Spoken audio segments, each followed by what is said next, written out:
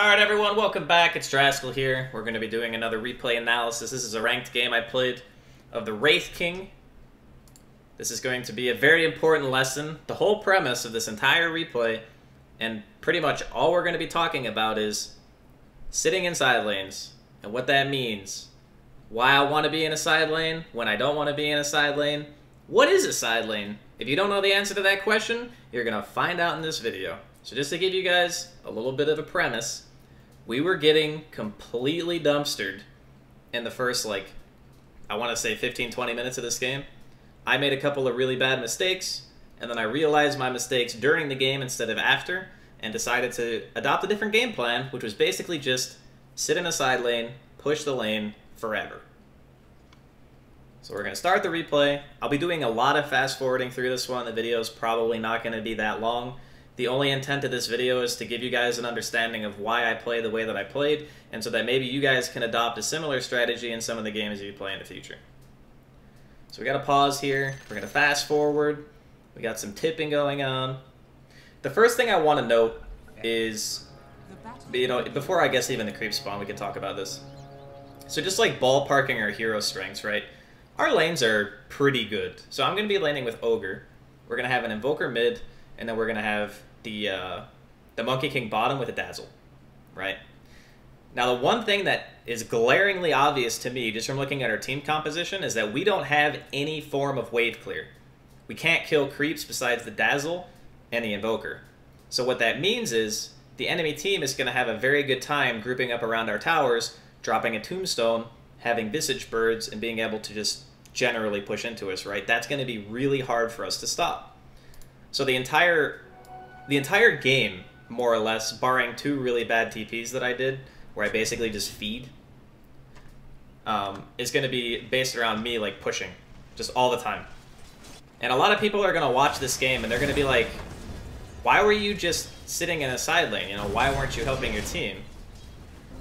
And I guess we can change it to player perspective here, even though it doesn't really matter too much in the beginning of the game. So we're kind of going through the beginning of the game fast because I'm not going to talk too much about really how the lane goes or why I'm doing what I'm doing in the beginning. I just want to show you guys what happens when I start to deviate from my game plan, and then I'm going to show you guys how I decide to change it up during the mid game to make sure that I can keep my team in the game. So we do a little bit of a creep pull here. This is a nice trick you can do whenever the lane is not in your favor. You can just...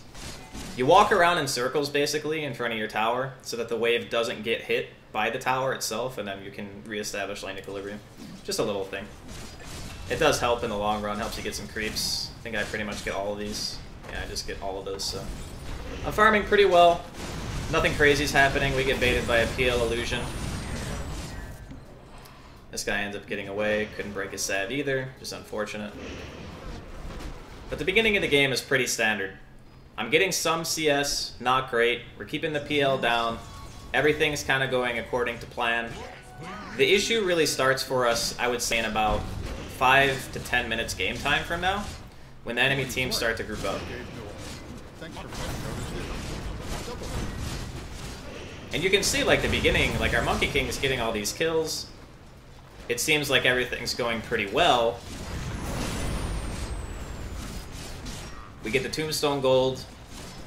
But you guys are going to see very shortly something goes really, really badly for us. And it's basically about the time...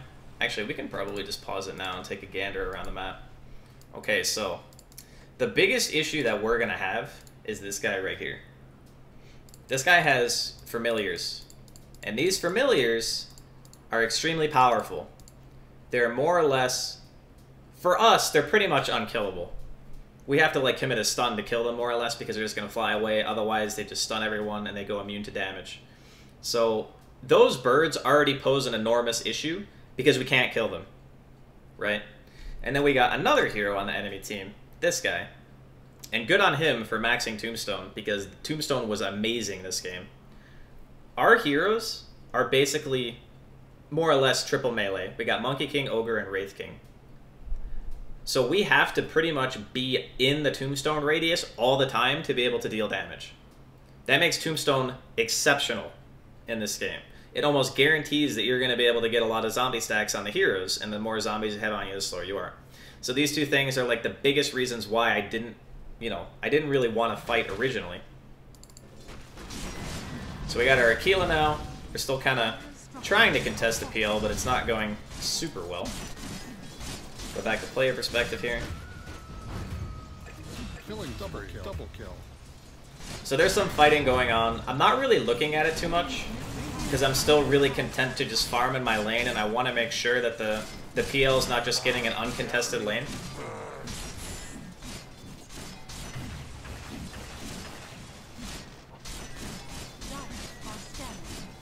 Now at this point I'm 6. If I wanted to, I could very easily TP.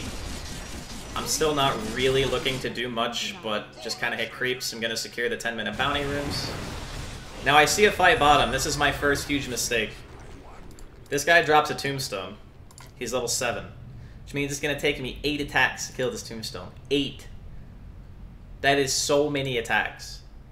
Now honestly, in hindsight, I should have not even... As soon as I saw this tombstone placed, I should have just ignored it. I should have just said, nope, not going down here. This fight's dumb. I know I already saw Visage Birds. I saw the Tiny. And in my mind, I thought, alright, my team's fighting, my core is engaged, I want to help. Now the reason why that thinking is stupid is because even though I want to help my team, our team fight is not strong. We didn't have the Invoker. He has no mana. Our Ogre is in the mid lane, so it's basically 3 heroes. So this is just a feed, right? Like, I'm just feeding right now. So, like, I get chain stunned by the birds. I get the tombstone kill, but then I die. And I'm like, huh. So at this point, I believe I have one more death like that, and then I just completely decide that I'm not going to go to fights anymore. And our Monkey King actually did pretty well this game. He found a lot of kills. Found a lot of Sidelaning kills. So this is a good play, right? We're ignoring the enemy team. Now, some people are going to look at this and they're going to say, well, they're hitting a tier 2 and you're hitting a tier 1. Isn't that bad? Well, it is bad because they're hitting a tier 2 and we're only hitting a tier 1. That is accurate. But to be completely honest, what would be worse is us trying to fight the enemy team on the tier 2. Because the same thing would happen there that happened bottom lane. They would drop a tombstone. We would be unable to attack birds because we have 3 melee heroes. And then we would pretty much just die. We would be fighting under the tower, and we would die. So even though the enemy team is getting benefit from trading a tier 2 for a tier 1, we're ensuring that we get something in return instead of fighting under a tower and just dying for no reason, and then them still getting the tower. Which would pretty much... It would happen basically no matter what. So I'm still hitting creeps, and this is another mistake. This is the second time, this is 2 for 2 on my feed. So I TP. I TP to a terrible, terrible fight. Like, look at my positioning on the map just for a second. Look at where I am. I'm in an amazing position, okay?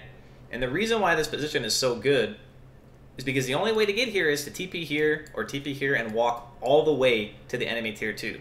I have a creep wave with me. It means that if the enemy team doesn't, they don't contest me, I'm getting guaranteed damage on the tower. I got a couple of skeletons I can summon. I can get damage here. Now this tower is gonna die. Like, it's got no HP. My enemy, or my allies are trying to fight. You can see this guy's got like 4 or 5 zombies on him. And I'm TPing because my team's there, right? They're committed. They're committed, and I'm just like, alright, they're committed. I should be there to help because, you know, I'm a hero with a stun. That's how I think. And it's wrong. This TP is wrong. Even if we win the fight, it's still wrong. So I'm in there. You know, we get the tower goes down. And hey, look! We all die. Now, I guess I can go back and watch it again, because that was... Let's go back before the entire team's dead. Alright, let's just watch this at normal speed now. And for some reason, there's a giant, like, tree bug there. We're gonna... Can we make that go away? Is that possible? Can I, like, change player perspective and just have that go away? Oh, I guess it's just there now. Oh, there we go. It's better. So, like, I TP. You see my TP finishes. And I go in, right? I go on the squishy hero. Thanks for playing. But at this point, the fight's actually already over. And the worst part about this TP, the absolute worst part, is that I TP'd, the PL's farming top, and we lose this fight 4v5. We lose a tier 2, we lose our whole team, and the PL's farming. I will ignore your email number of kills. So I go down here 2 times. Performance. Ultra kill. So yeah, that's a feat. Radiant's bottom tower is under attack. So it looks pretty grim, right? Like, they killed our tier 3 tower. We'll do free cam here and we'll slow the game replay down a bit so you guys can see what's going on. So this area right here, this is the big one, okay? The dreaded high ground. The thing that every single person in Dota 2 absolutely hates with a passion, except for like maybe 4 or 5 heroes. Going high ground is the hardest part about what the enemy team has to do in this game. Now, if I had just been top that entire time, I probably would have had a lot more farm.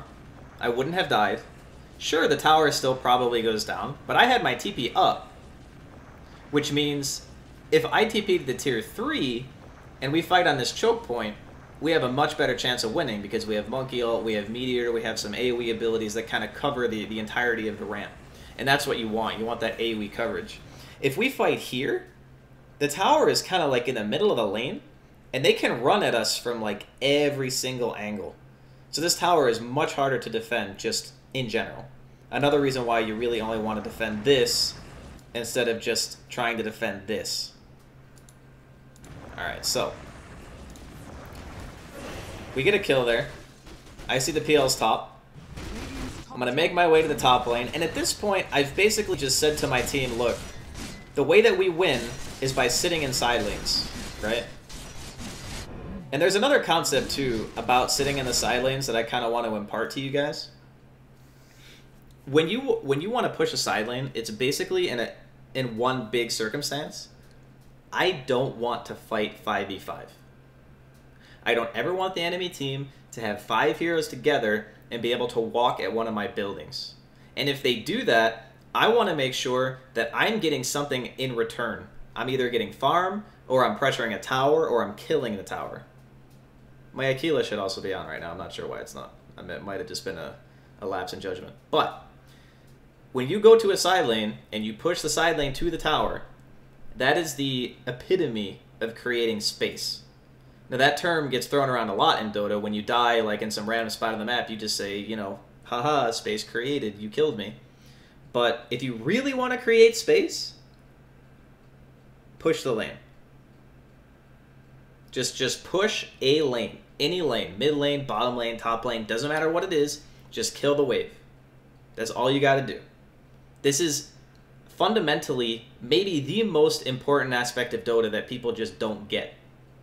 Kill the creeps in the lane so that they walk towards the enemy team.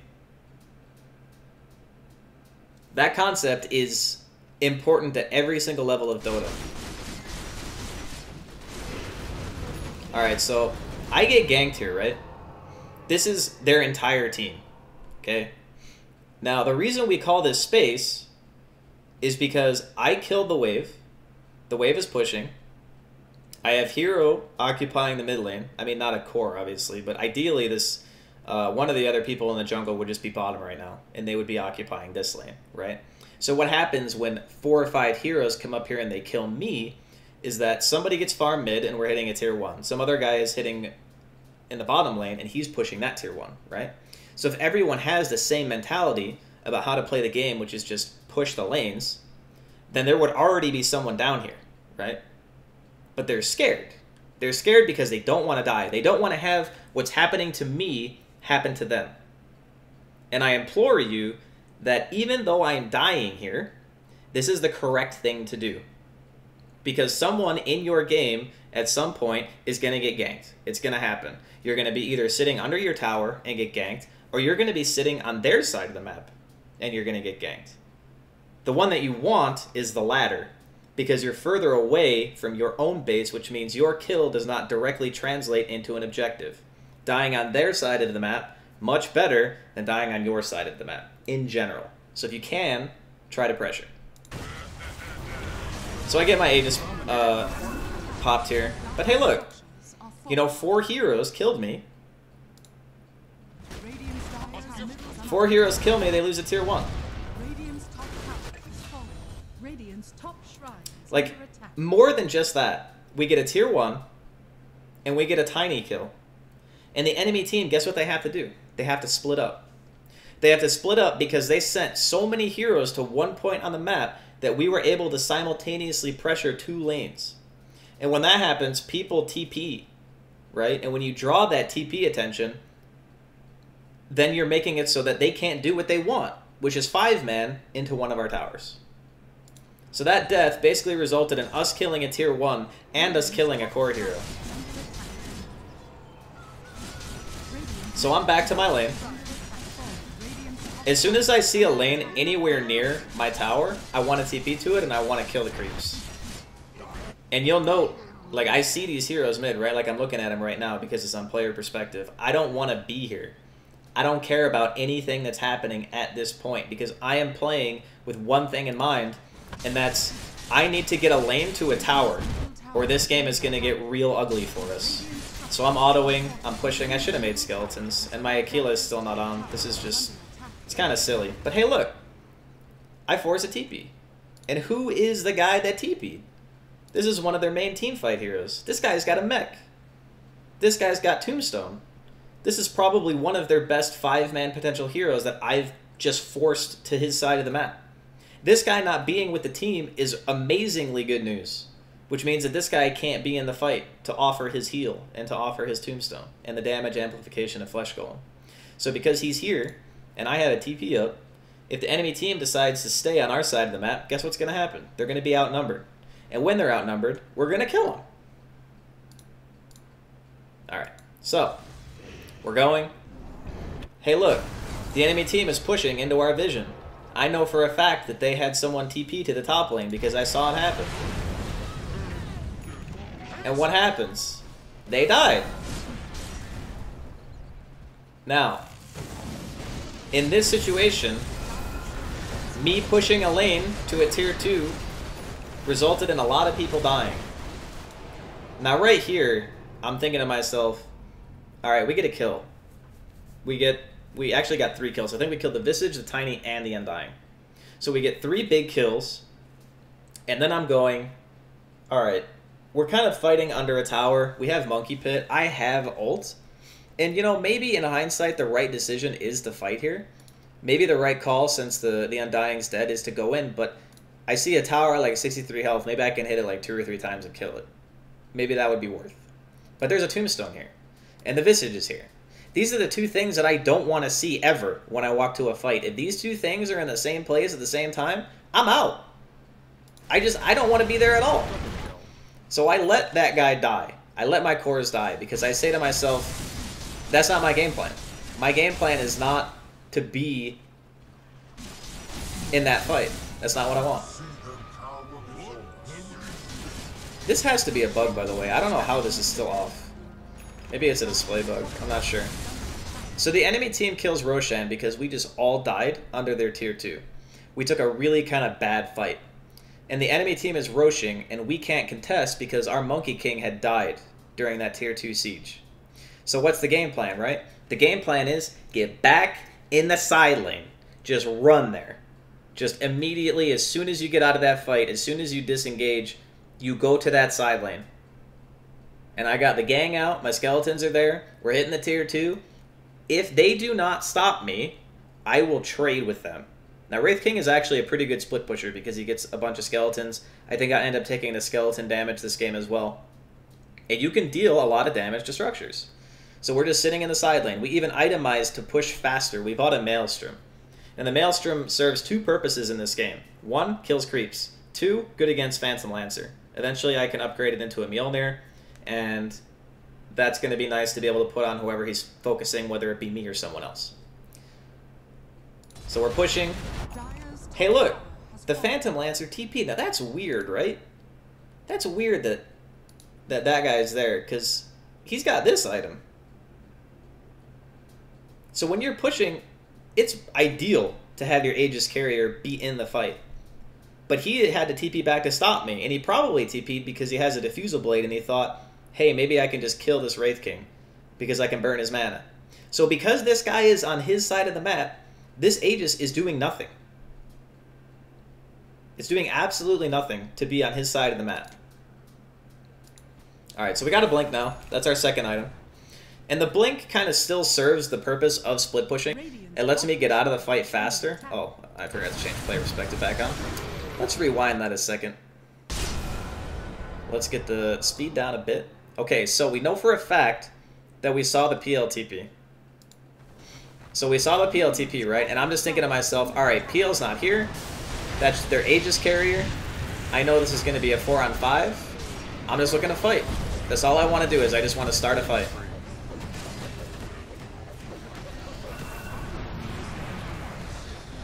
We get 5 heroes together. They only got 4 heroes. We wipe them off our side of the map with ease. Don't even lose a single hero. Not a single hero was lost. All that happened because I pushed a side lane. PLTP'd away. Enemy team stayed on our side of the map for too long. They got caught because some other hero on their team was addressing a side lane push. That is literally all that happened is I pushed one lane and we took an amazing fight because I pushed that lane.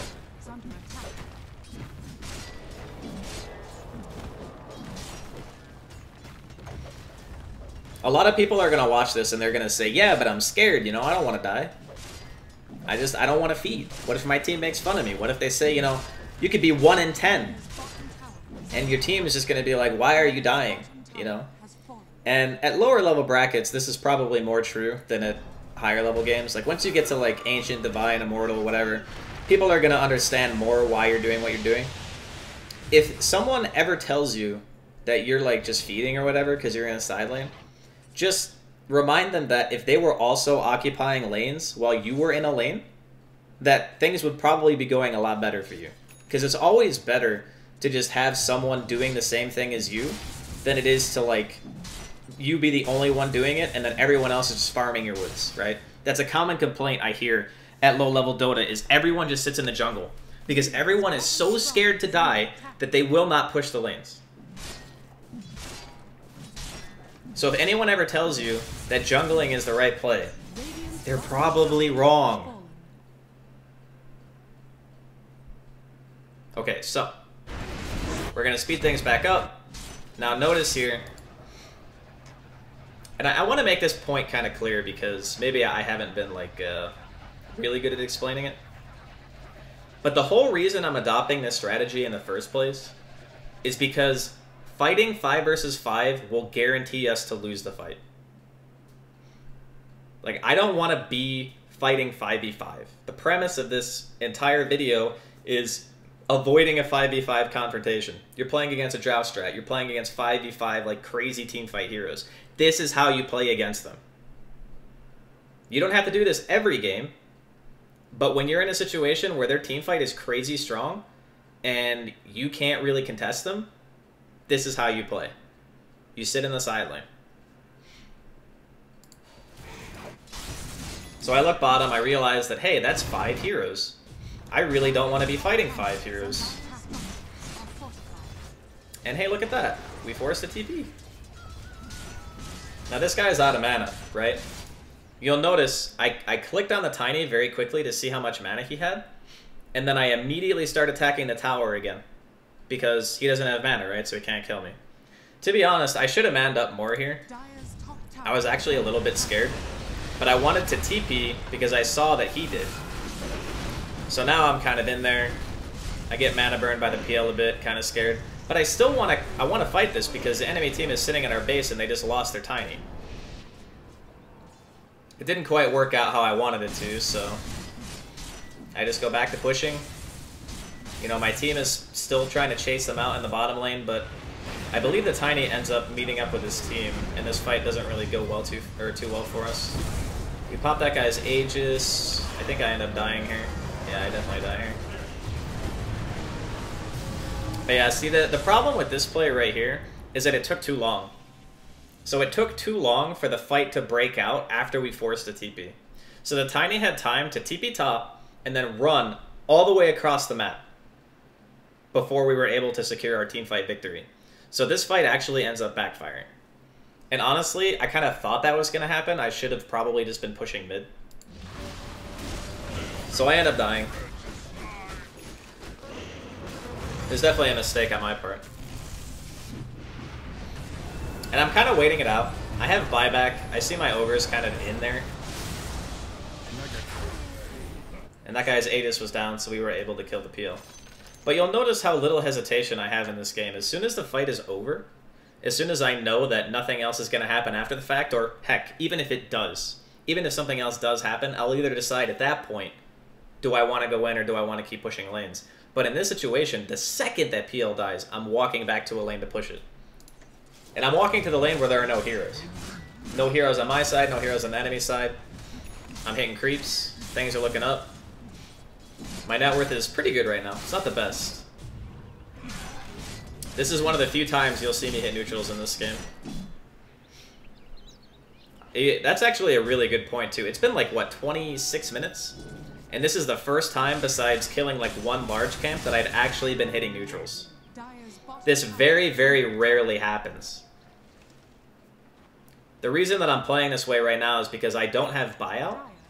So I was a little bit concerned that because I don't have buyback, it's possible that I would die without buyout and we would lose the game. So my style has changed a little bit. I'm still trying to push the lane as best I can. And just really hoping that I don't get like 5-man. So even without buyback, I'm still playing the same way. I get the lane close to the base. And I saw the PL was bottom. Another important thing to note is that when I back after I see a hero. A lot of people will split push and they'll back off just as soon as they get to the tower. Now, as a Wraith King, it's a bit easier because you do have Reincarnation and I have a Blink Dagger, so I can react quickly and I can get myself out of a bad situation. But if your hero has an escape mechanism, you can play it a lot more ballsy. So I go on this guy. I'm just messing with him. I don't want him to group up with his team. I don't want this lane to get pushed in, right? I'm trying to be the one who forces the enemy team back all the time. Now, this is a very important thing at this stage in the game. I'm going to rewind. I'm going to explain to you something super, super important. It just looks like a normal gank, right? Like I'm walking up this lane. I'm killing these creeps. I got the Mjolnir buff on myself right now, but I guess you can't see it. Just has Ring of Aquila. I look at mid lane. Bunch of my heroes are showing, right? Now this is strange. This guy just jumps me. And people were asking me, because I obviously streamed this game live, why did you, or how did you know that more people were coming? Like, how did you know that there was more than one? Well, obviously, first and foremost, there's no one showing on the map. That's a big indicator. Second one is, this guy's 3 levels lower than me, and I just kill him if he fights me. Now, this is a decently high MMR game, so if this guy's going on me, he definitely has friends. There is absolutely no question in my mind that he's bringing people with him. If I had seen anyone showing like bottom lane or showing in mid lane, I would have probably just turned around and fought him. But because I saw no one on the map and this guy jumped me, I had a really good feeling that there were going to be more people. And again, I don't have buyback. So no buyback basically means if I die here, it could be really bad for my team. So I just get out. And we don't have shrines. If we did, I would have TP'd the bot shrine, and I would just, yeah, you can see me just drawing lines. I'm like, please push. You know, there's a lot of people in the top. And hey, look at that. Undying and Visage were both just there, and they were trying to kill me at the same time. Spooky stuff. So again, we're back in the side lane. My team has joined me this time. We're pushing the lane together. And we're at a tier 2. So the enemy team goes to Roche. And they get it again. And honestly, I don't really like the idea of contesting Roche because we only really have, like, you could argue 2 of our heroes are good at the Roche bit. We have the Monkey King ult, which is pretty good for area denial. You know, you don't really want to fight in the pit. And then we have, like, Invoker spells. So, like, Tornado, EMP, Ice Wall, Meteor. Those things are good, right? But it's still a risk.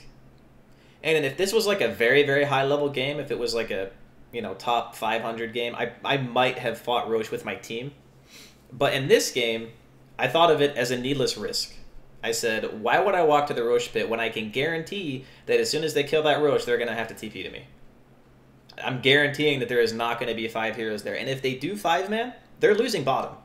100%. That Rax will die if no one TPs.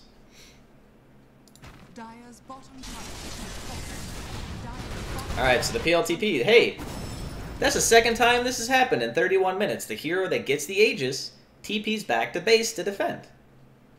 So now all of a sudden that Aegis doesn't really seem so threatening because it's just on the other side of the map. And wait a minute. Is this another team fight that's going to break out because I was pushing a side lane that's going to favor us? No way, it can't be that, dude. It can't be that easy. It can't literally just be that I killed a couple of the creep waves that we're going to win this team fight. That can't be true, right? But what if it is? What if that's literally all that matters? Is just killing the creep wave? Killing the creep.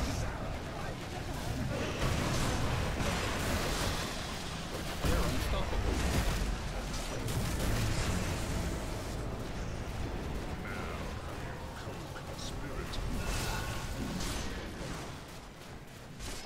So that guy gets like the double tomb down, and we're killing some tombs and such. The Tiny buys back. That was kind of a weird play by him. I think he might have just been tilted or something. I'm not entirely sure. But hey, look what happens. Again, look at my pathing from the fight. We fought like where this ward is, right here. I beeline it to the top lane. I run directly to push the lane. I don't stop to kill neutrals. Maybe I killed one camp, actually. Okay, I killed one camp.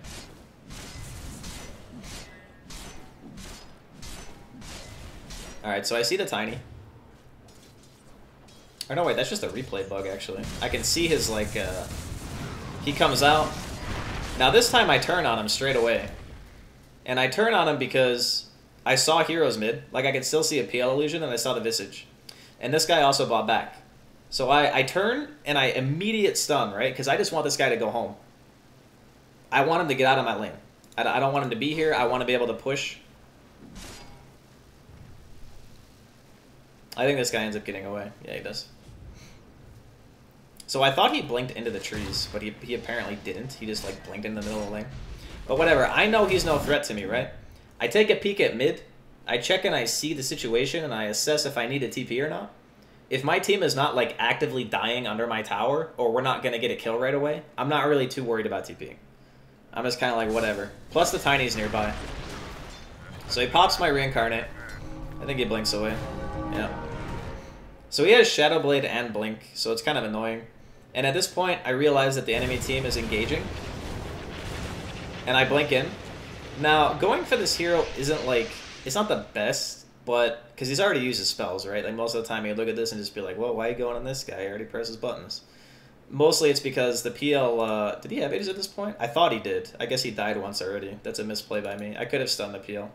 Stunning the PL would have been better. But I go for this guy because I'm like, you know, I do a lot of damage. It's pretty easy for me to hit him. So he glimpses me. My monkey goes in and gets the kill. And I'm just back in there. Like, I'm just trying to deal damage.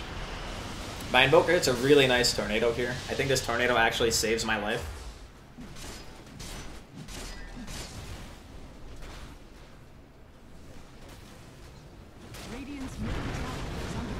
Alright, so I got my Reincarn up. I go in. I have my no mana cost and Reincarnation talent, so I wanted to go in there to kind of make the enemy team engage on me.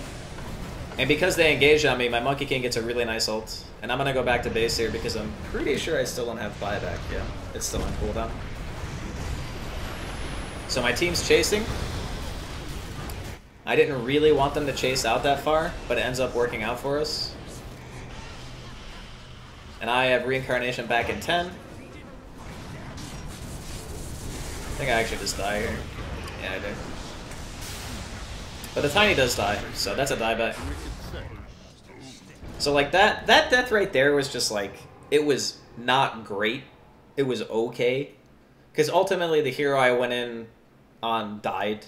And I know he doesn't have buyback because he like rage bought back earlier. And I do have buyout.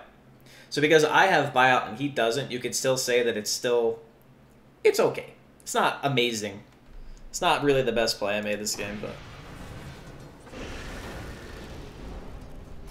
But the one thing I know for sure is that the enemy team can't really push. So now that Peel buys back, which I have actually no idea why this guy bought out at this point, like Roshan's not up. It's like 4 minutes. But me and the monkey both have buyout. So if they continue to push, they're going to be playing a 4v4 into our high ground.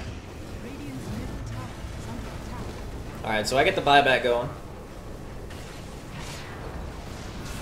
And I see that guy, and I want to like start the fight so my team can actually do something, but he just gets the glimpse on me straight away.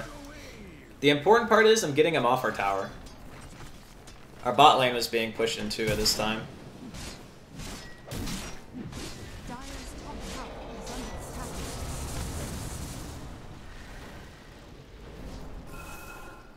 Alright, so the enemy team's kind of dissipating. The PL is feeling a little bit scared because he just bought out, and if he dies, it's going to be bad juju. If he dies right now with no buyout, it could just be like straight at the end of the game.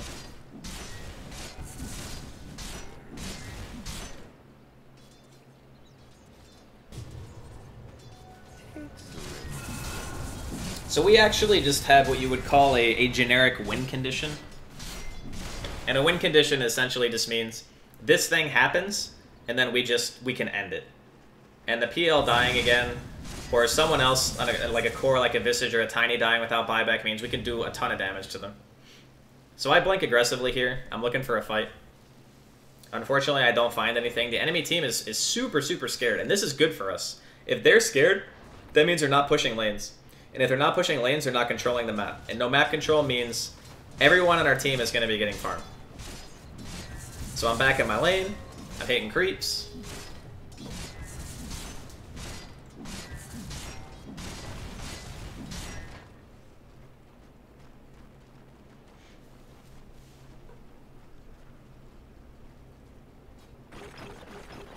So I pop my skeletons here to push the lane so I can just like go back.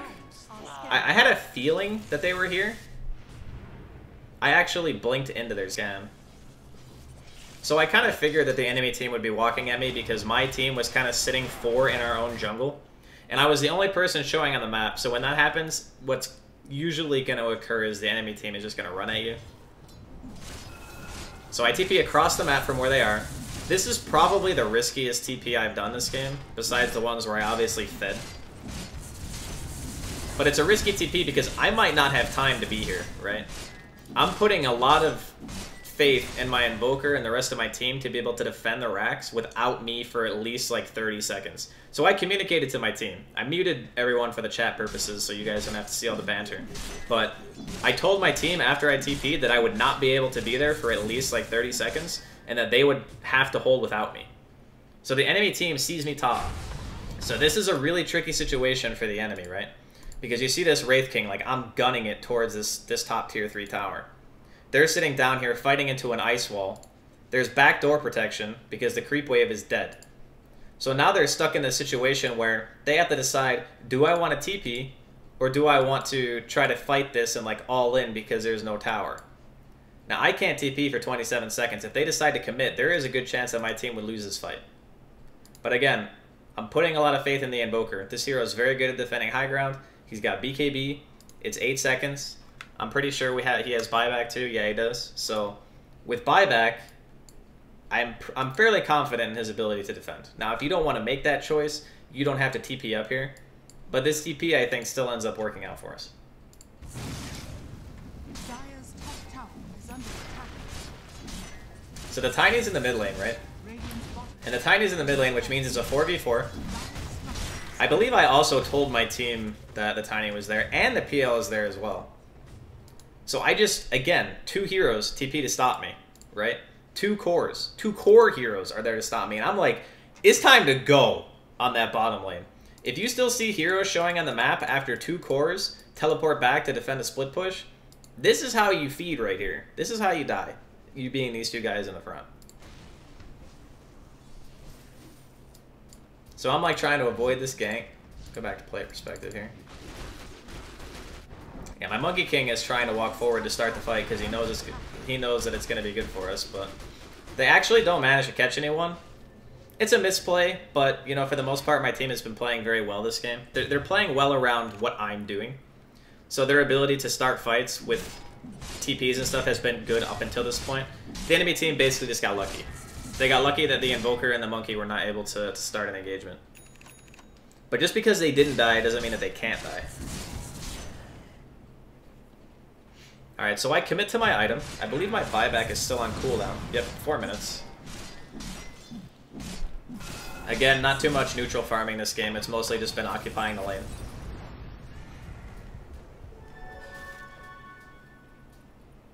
And I think I'm sending out TPs to myself. Yeah, it should be. Alright, so we're going to fast forward a bit. So we're pretty hesitant to have anything really big happen. The enemy team decides to jump me a bit here.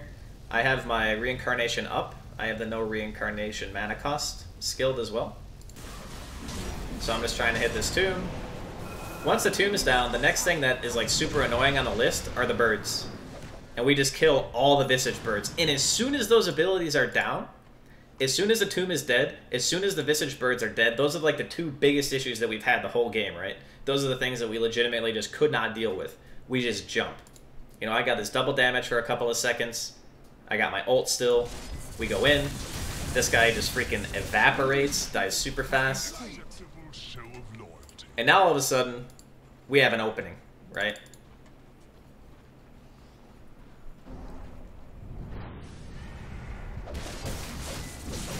Radiant's top tower is under attack. Dire's middle tower is under attack. And the Visage actually has buyback right now, which is interesting because he doesn't seem like he wants to use it. I think he's not buying back because his birds are on cooldown. So us killing his birds right there actually just secured us this Rax. Because if his ult is up, he most likely buys back and then he just summons his birds again and they try to fight us. So my Monkey King gets glimpsed back into their base. The Visage has not bought out yet, which makes me think that he probably either didn't have it or didn't have birds. They came up while he was dead. So these are up now, which means I think he buys back. But at this point, you know, I'm going in, killing this Undying. The PL walks like right next to me. I kill him too. It's just a very fortunate fight. I didn't get healed up. I'm pinging top because I'm like, I don't want to hit the tier 4s really. I would rather just hit the top lane. You know, at this point, you know, the Visage just bought out. He's got his bird army. It's feeling a little sketch. I go in, I get my reincarnation pop like straight away. Throw out the stun on the Tiny, but he goes invis. But I'm feeling pretty strong. My team is still backing me up. And at this point, we're feeling solid, you know? It's like, this feels like a win. 3 heroes dead. PL's still 65 seconds before he can respawn.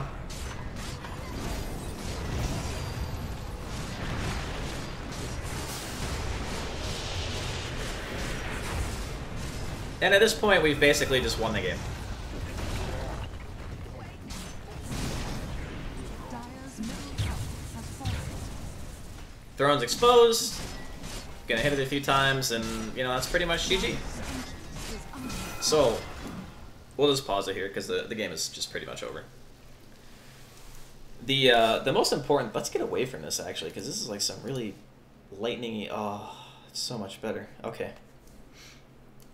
So, the whole premise of this video is to explain to you guys the basic thought process of occupying a side lane. When you should do it, why you should do it. And honestly, I would say in most games, you should occupy side lanes. Like, just at some point, right? If you can't 5v5, if you feel like, you know, you're down a couple of heroes or whatever, this is applicable to any game. Any game. As long as you understand when you should be doing it. And obviously that's going to take practice. Sometimes you don't know your hero limitations that well and you feel like, oh, I don't know if I can fight him or not. What do I do if I don't know if I can fight? If you're not confident, there are 2 ways to approach it. You can either go to the fight and then lose the fight and like try to analyze it afterwards. You know, was I losing just because I didn't have the right items? Was I losing because we just couldn't fight? That stuff's going to take practice. And unfortunately, I can't teach that to you in a small video. But what I can say is, if you choose to just sit in the side lane and push, you will always get something out of it. Sometimes you'll die. Sometimes you won't. And even if you die, I would say that as long as you're on the enemy side of the map, it's still okay. Now, don't get me wrong, that doesn't give you guys permission to just only ever be in a side lane, but it is a very powerful thing and a tool that you can use to win games. So, I hope this tutorial has been helpful. If you guys have any questions, feel free to post them in the comments below or just tweet at me. It's at DraskyldOTA2, TWO. Obviously, the YouTube channel is still new, so if you guys like the video, please give me the thumbs up. Give me a subscribe. I would like it very much. I also stream live pretty much every single day on Twitch TV. It's twitch.tv/Draskyl, Draskyl. And thank you guys very much for tuning in. Hope you enjoyed.